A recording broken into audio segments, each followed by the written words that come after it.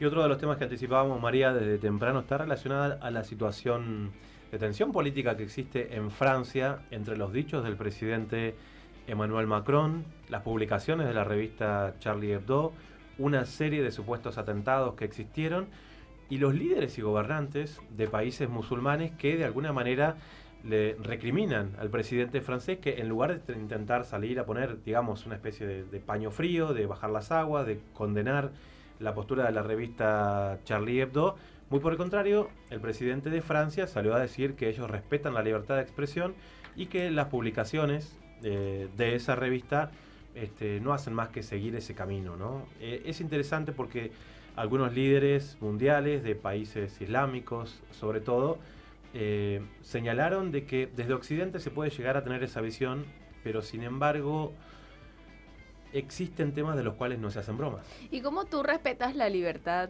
de expresión cuando ni siquiera puedes respetar también una práctica libre como es el derecho que tiene la gente de escoger la religión que quiere practicar, ¿no? También. Y burlarse de la figura máxima de una religión, ¿no? Del cristianismo, vamos a decir, Jesús es el profeta de los cristianos, bueno, Mahoma es el profeta de los musulmanes, y entonces hay que entender que desde muchos países la religión es parte de la cultura. Y aunque en Occidente esto es una cosa que ya está un poco lavada y pareciera que fue una situación de otro momento, en muchos países de Oriente Medio la religión es parte de la cultura y de la política también. Entonces, al ofender, ¿no?, al profeta del Islam, de alguna manera se sienten agredidos como conjunto de población. Y creo que una manera de entenderlo interesante es de la manera que reaccionó el líder religioso de la República Islámica de Irán, el ayatollah Sayyid Khamenei, donde dijo: desde Occidente juegan con la figura, nos ofenden, ¿no?, caricaturizando a Mahoma, pero sin embargo en Occidente no se puede hacer ninguna broma en relación al Holocausto. Por ejemplo. ¿Quién va a hacer una broma, ¿no? ¿En qué país? ¿En dónde te van a permitir que vos hagas una broma en relación a eso? No solamente eso, sino que no está bien visto hacer un revisionismo histórico de lo que consideran como el Holocausto, que fue el asesinato masivo de judíos en los campos de concentración del régimen nazi en Alemania durante la Segunda Guerra Mundial, país que se consideraba cristiano, ¿sí?, no musulmán, porque a veces es interesante cómo estas cosas pueden terminar teniendo visiones diferentes. Pero lo interesante es también empezar a tener una visión de cómo se ve a través de algunos medios de comunicación de países no occidentales. Por eso ahora vamos a escuchar un pequeño informe de la televisión iraní, de Hispan TV, para ver de qué manera se está viviendo en los países donde la mayoría son musulmanes.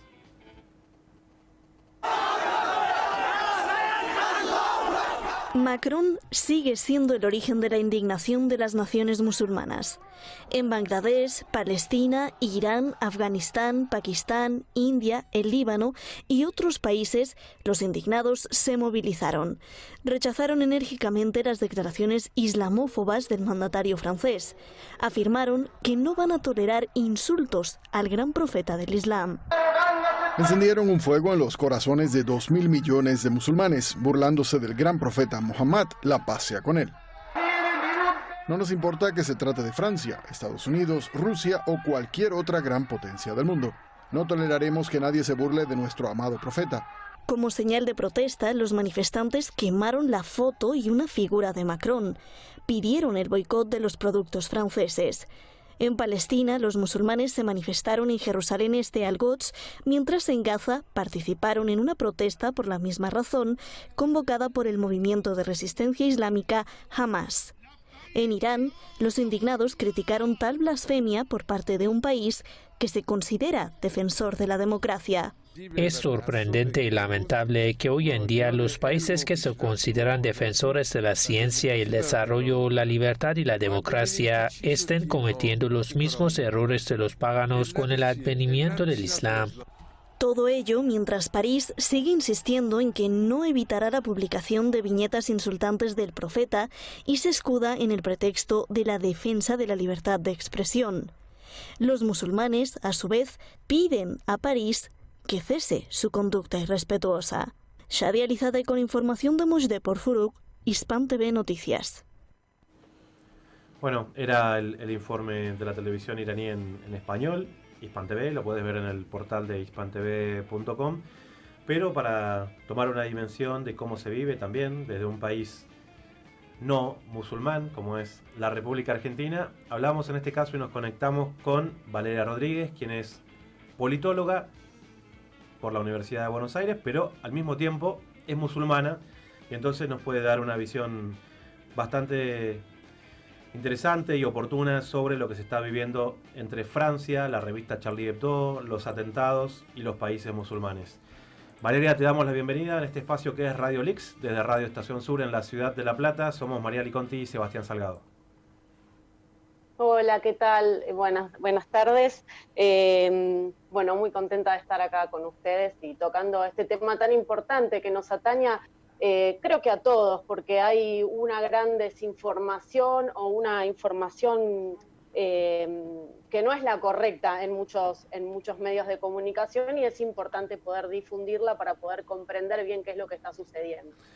Primero, vale, vamos a tratar de dimensionar qué significa para los países musulmanes, para sus líderes políticos, que el presidente de Francia salga de alguna manera a respaldar las publicaciones de la revista Charlie Hebdo, donde ridiculizan, hacen caricaturas del profeta del Islam. Bueno, creo que para todos es una provocación, una fuerte provocación, principalmente para los musulmanes y para todos los países islámicos y para los países que inclusive tienen mayoría islámica. Vos pensás que, por ejemplo, Francia tiene alrededor de 6 millones de musulmanes. Es de Europa uno de los que mayor cantidad de musulmanes tiene. Y el hecho de que el presidente haya salido a aprobar una actitud como la de esa revista, que no es la primera vez que lo hace, porque recordemos que en el año 2016 se produjo algo bastante similar, que generó inclusive que se prenda fuego justamente la revista en manos de un fundamentalista, podemos decir, que inclusive se publicó en una de las revistas más importantes que tienen los movimientos terroristas, que curiosamente no son censuradas y impulsan inclusive a estas acciones tan violentas como esta acción que te contaba que se dio en el 2016 hacia la revista Charlie Hebdo. Que fue un atentado, recordemos, hubo muertos y demás. A mí me interesa tu opinión como musulmana, como politóloga, pero déjame decirte que como analista de atentados que se han dado a lo largo de la historia en diferentes lugares del mundo, hubo muchas cosas en el atentado a la revista Charlie Hebdo que realmente me generan muchas dudas, ¿no? Y que pareciera que estamos frente a lo que se puede llegar a conocer como un atentado de falsa bandera, cuando comprobamos que el hecho existió, pero que realmente no pasó de la manera que lo estaban diciendo, ¿no? Sí, hay que también tener en cuenta que una cosa son los movimientos takfiríes o los movimientos terroristas, y otra cosa muy diferente es el Islam. Primero tenemos que separar eso para poder comprender y también para poder entender esto que vos estás diciendo, porque, por ejemplo, los movimientos takfiríes son movimientos artificiales creados de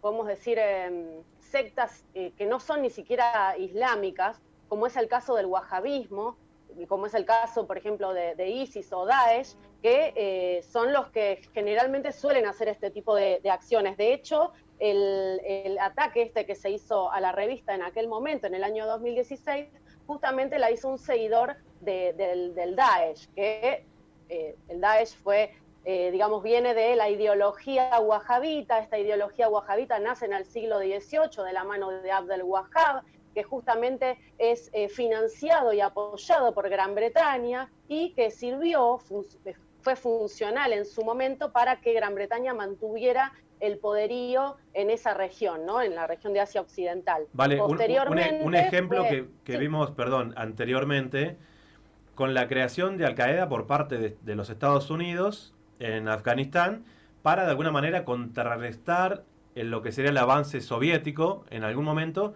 al punto de que la propia Hillary Clinton salió en entrevistas diciendo, bueno, nosotros creamos Al Qaeda. Entonces cuando después dicen, el atentado a las Torres Gemelas fue perpetrado por Osama Bin Laden y Al Qaeda, bueno, pero si es una creación tuya, entonces realmente, ¿de quién fue obra, no? Por eso justamente es la importancia de poder dividir lo que es el Islam por un lado y lo que son los movimientos takfiríes o estos movimientos llamados terroristas también por lo que es Occidente. Para nosotros los movimientos takfiríes son estas sectas, podemos decir, que tiene varias patas. Por un lado podemos hablar del wahabismo, pero después también hay otros movimientos, como el movimiento Nusra, como el movimiento Ahmadiyya, que son otro tipo de movimientos por ahí menos, podemos, radicales, por decirlo de alguna forma, claro. Pero que también de alguna manera intentan como la alienación de un pensamiento que es extranjero al Islam, externo al Islam, y intentar alienar justamente el Islam a un tipo de pensamiento más bien liberal, distinto a lo que es el Islam. El Islam está compuesto por 2 escuelas de pensamiento, es no solamente una religión, sino también es una forma de vida, es una cosmovisión del mundo que plantea, a diferencia del liberalismo, que el hombre no es malo por naturaleza, como lo plantea, por ejemplo, Hobbes, sino que más bien se hace en relación a su accionar y tiene la responsabilidad del ser humano como tal de poder convivir de una manera pacífica y de una manera responsable hacia los demás. Esa es la diferencia por ahí que tiene con el liberalismo. Dentro de esas 2 escuelas, que son la escuela sunita y la escuela chiita, no es que hay una escisión y que están completamente en contra una de la otra, sino que son, de alguna forma, podemos decir, se necesitan una de la otra, ¿sí? No es que hay una división tajante y que exactamente, se complementan. Ahora, las escisiones, que ni siquiera tampoco podemos decir escisiones, son más bien deformaciones del Islam, son este tipo de movimientos takfiríes, como el wahabismo, como te decía recién, que fueron creados artificialmente. Y si uno se pone a ver de dónde vienen, generalmente suele aparecer potencias extranjeras. Bueno, por ejemplo, en el caso del wahabismo, en el siglo XVIII, Gran Bretaña. Después tenemos también, por ejemplo, los Ahmadiyya en la India, que se dio justamente cuando se comenzó a llevar a cabo la guerra para la liberación de la India. Hay un montón de ejemplos así. Vale. Tendríamos que detenernos en cada uno de ellos. Hecho ese panorama, tratamos de entender Francia, ¿no? Porque es un país que siempre promovió las libertades individuales, o por lo menos eso intenta proyectar hacia el mundo, pero que por otro lado, desde hace un tiempo estamos viendo que no permite el uso del velo islámico en las mujeres a la hora de ir a universidades públicas. Vemos lo que está pasando ahora con el presidente Macron. ¿Tienen miedo los franceses de que en un futuro cercano los musulmanes sean mayoría y que Francia deje de ser un país mayoritariamente cristiano? ¿Ese es el tema de fondo? Sí, yo creo que ese es uno de los temas más importantes. De hecho, hay varios estudios, incluso el Instituto Pew, que es uno de los institutos más importantes de Estados Unidos, planteó que en muy poco tiempo los musulmanes van a cuatriplicar en cantidad lo que es Europa. Y Francia, como te decía al principio, cuenta con 6 millones de musulmanes dentro de lo que es su país, es el que más cantidad de musulmanes tiene. Y lo que conlleva el tema de los musulmanes, que nosotros mantenemos nuestras tradiciones, mantenemos nuestra forma de vida. El hecho de que se obliga a las mujeres a quitar el velo es de alguna forma una violación al derecho que tiene cada musulmán de poder ejercer su religión como quiere. Creo que ante el miedo de que el Islam continúe abarcando, porque hay otro tema también que es importantísimo y que tiene que ver con lo que te venía diciendo antes, que como es una forma de ver el mundo diferente, entiende no solamente la cuestión de lo social, sino también entiende inclusive lo económico de otra forma. Claro. De hecho, existe una economía islámica que es diferente a la economía liberal, a la economía capitalista, podemos decir. Los musulmanes no toleran la usura, por ejemplo. por ejemplo, una de las cuestiones es el tema de la usura, el tema del cobro de estos cobros que hacen los bancos. Nosotros le llamamos riba, que es algo negativo, son los intereses. Claro. Los intereses para nosotros justamente es usura, es riba, es algo que no corresponde y que no se debería hacer, con lo cual los bancos islámicos no cobran esa usura, eso que es para nosotros usura. Por otra parte, tampoco la especulación también está vedada, por lo tanto, la economía islámica es completamente distinta y tiene otra forma de entender el desarrollo económico de cada uno, por lo cual, imagínate, si eso se empieza a difundir, como se ha difundido en Europa, hasta hace no mucho tiempo, han inclusive abierto nuevos bancos en España, en Gran Bretaña, en Francia también, porque muchos musulmanes piden el ingreso de este tipo de bancos porque no quieren operar con los bancos comunes, con lo cual, por ejemplo, el Banco Santander Río tuvo que tener un acuerdo para poder implementar lo que es la banca islámica dentro de la economía, con lo cual, por supuesto que, imagínate para Francia, que es uno de los países donde mayor cantidad de musulmanes hay, eso sería de alguna forma como un peligro para el sistema financiero. Vale, Mariali Conti te pregunta. Valeria, te quería además preguntar, porque bueno, vienes hablando como de todas las implicaciones que tiene todo esto, ¿no? Y yo creo que es importante explicar la dimensión que tiene lo que acaba de suceder, porque muchos capaz por allí no entenderán y dirán, bueno, pasa todo el tiempo, que pueden caricaturizar, o en distintas religiones se puede, no sé, qué sé yo, por ejemplo en el cristianismo sacar dibujitos y este tipo de cuestiones, haciendo un montón de alusiones que por allí, viste, no pareciera que nos genera mucho ruido. Pero para ustedes, por ejemplo, ¿cuál es la dimensión y el peso que tiene lo que acaba de suceder con esta caricatura? Creo que tiene que ver con el respeto. Creo que a nadie le gusta que le falten el respeto. A nosotros principalmente, si nos tocan cualquier tipo de figura religiosa, como calculo que a los católicos les pasaría lo mismo, y nosotros inclusive exigimos que no se toque ningún tipo de ¿cómo puedo decirlo? Ni de santos por parte del cristianismo, ni ningún tipo de cuestión que sea importante para cada uno de nosotros. Como tampoco está bueno que de repente se falta el respeto a las mujeres o inclusive a los niños en algunas cuestiones. Digo, no está bueno la falta del respeto, por lo cual eso debería como generar debate de hasta dónde la libertad de expresión tiene que tener un límite o no tiene que tener un límite. Todo está bien, todo está permitido. No sé, creo que ahí deberíamos todos, ¿no? Tanto medios de comunicación como analistas, periodistas, deberíamos empezar a debatir eso. Digo, ¿hasta dónde la libertad de expresión? Está bueno que no haya ningún tipo de límite, está bueno que se falte el respeto absolutamente a cualquier persona o inclusive pensamiento. Digo, creo que es un punto que deberíamos ponerlo como central para debatir. Vale, ¿cómo es la reacción de los líderes, en algunos casos presidentes del mundo islámico en relación a esto? Que evidentemente ha trascendido lo que puede llegar a ser el humor doméstico político de un país para convertirse realmente en un enfrentamiento de dimensiones globales.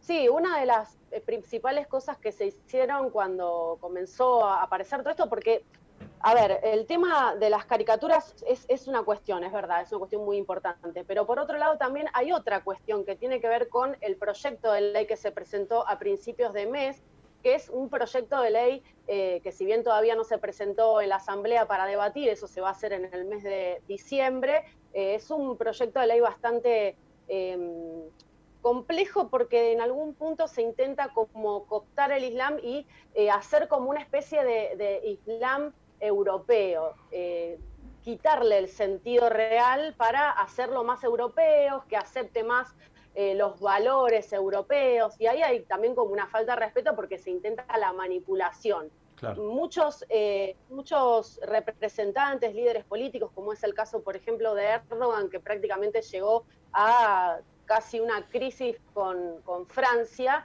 criticó, por supuesto, lo que dijo Macron en relación a esto de la aceptación de las caricaturas del profeta, y por otro lado, bueno, se generaron acciones como el boicot hacia Francia en lo que respecta a las cuestiones comerciales, a sacar algunas cosas que se venden en los supermercados de Asia Occidental que son franceses, y se produjo una gran campaña de boicot a Francia. Esa fue una de las principales acciones que se llevaron adelante. O sea, Después, se bueno, está promoviendo entonces no consumir productos franceses en países con mayoría islámica, digamos.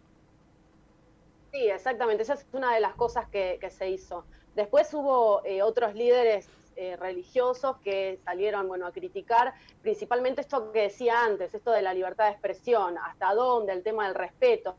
Esa fue otra de las cuestiones que también se debatió bastante, porque parecería como que hay un doble rasero. Y mira, analizando un poco el tema de los movimientos takfiríes, en ningún momento se produce una censura o un límite en lo que es la publicación de, por ejemplo, revistas o inclusive videos por parte de lo que es Daesh, por parte de lo que es el ISIS, que tiene una batería muy fuerte de propaganda que de ninguna manera ha sido limitada, o sea, Claro. y eso genera más fragmentación, porque si bien los musulmanes no abogamos por ir a matar a la gente, como se está planteando, o sea, no es así. Nosotros no somos gente que va a la guerra, que queremos la guerra, al contrario, obviamente que queremos convivir de manera pacífica, en la base del respeto, principalmente en la base del respeto, porque los musulmanes nunca le faltaron el respeto a los demás. Valeria, Hay movimientos, como te decía, los takfiríes, que tienen una fuerte batería de propaganda que no ha sido cercenada todavía. Y creo que eso es muy preocupante, porque eso genera más odio, más bronca, y que aparezcan este tipo de acciones como las que se dieron en Niza, por ejemplo. Valeria, hay un desconocimiento muy grande, ¿no?, del Islam, sobre todo yo creo, desde todo Occidente, pero desde el continente americano más todavía, y creo que en Argentina en particular se ha demonizado mucho al Islam y se practica una islamofobia galopante. Por eso quiero preguntarte, creo que parte de esos preconceptos es que la mujer en el Islam sufre alguna especie de sometimiento, y que el hijab, el uso del pañuelo islámico que vos estás usando en este momento, representa una especie de sometimiento a la mujer musulmana. Yo te conozco, sé que sos politóloga, sé que sos profesional, que has sido parte o sos de movimientos feministas también en la República Argentina. ¿Qué nos podés decir de eso? Bueno, mira, en principio yo no soy feminista, pero sí acompaño algunas cuestiones porque soy musulmana principalmente. Las musulmanas, nosotros ya estamos de alguna forma sostenidas por una base de pensamiento. De todas formas, eso no significa que uno se contraponga. Digo, vivimos en un país occidental, existen movimientos políticos, y está muy bien que existan. Pero bueno, nosotros tenemos nuestra forma de pensar al respecto.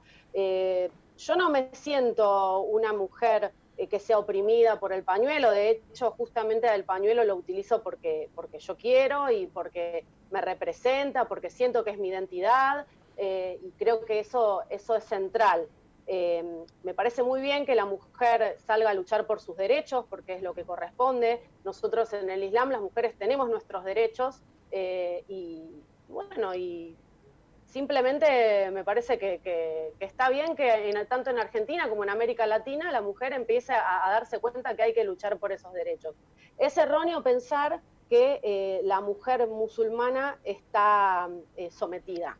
Nosotros, tanto musulmanes como musulmanas, estamos sometidos a la voluntad de Dios, que no es la del ser humano, es completamente distinto. Es interesante pensarlo así porque comentábamos con María al principio que la visión de la religión en Occidente, en la mayoría de los casos muy separado de la política y de la cultura misma, no termina de entender lo que puede llegar a significar este nivel de ofensas, ¿no? Sobre todo viniendo desde un presidente como es el presidente de Francia, hacia la figura más representativa del Islam como es el profeta Mahoma, ¿no?